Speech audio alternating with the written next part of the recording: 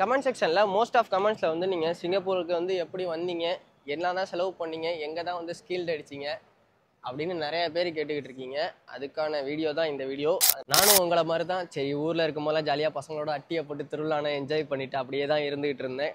ஆனால் எனக்குள்ளே ஒரே ஒரு கோல் செட் பண்ணிக்கிட்டேன்னா காலேஜ் முடித்த உடனே ஒரு 1 இயருக்குள்ளே வந்து நான் சிங்கப்பூர் உள்ள என்ட்ரி ஆகணும். அதுக்கான என்ன வழி அப்படின்னு சொல்லி ப்ராசஸிங்கில் இருந்துக்கிட்டே இருந்தேன்.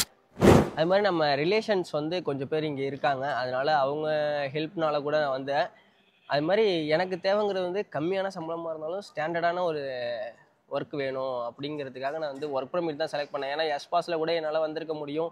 எஸ்பாஸில் வந்தால் ஒரு 2 இயர் ஒர்க் பண்ணுவோம். அதுக்கப்புறம் இந்த கம்பெனி பிடிக்கல, ரொம்ப ஒர்க் ஸ்ட்ரெஸ்ஸாக இருக்குது அப்படின்னு சொல்லிட்டு நம்ம மாறினோம்னா திரும்ப நம்ம ஸ்க்ராட்ச்லேருந்து தான் ஸ்டார்ட் பண்ணணும். இப்போ நம்ம ஒர்க் பர்மிட்டை பொறுத்தவரைக்கும் எப்படின்னா, நம்ம வந்து ஒன்ஸு டெஸ்ட் அடித்து முடிச்சிட்டோம் அப்படின்னா அந்த பேப்பர் வந்து இப்போ 19 இயர்ஸ் சம்திங் சொல்கிறாங்க. அந்த அளவுக்கு வந்து நமக்கு வேலிடிட்டி உண்டு. அது இல்லாமல் இங்கே சம் ப்ராசஸ்லாம் இருக்குது. அதெல்லாம் முடித்தோம்னா நம்ம ஏஜ் அவுட் ஆகிற வரை இருக்கலாம் அப்படின்னு தான் ஒரு ஐடியாவில் ஒர்க் பர்மிட் செலக்ட் பண்ணி வந்தேன்.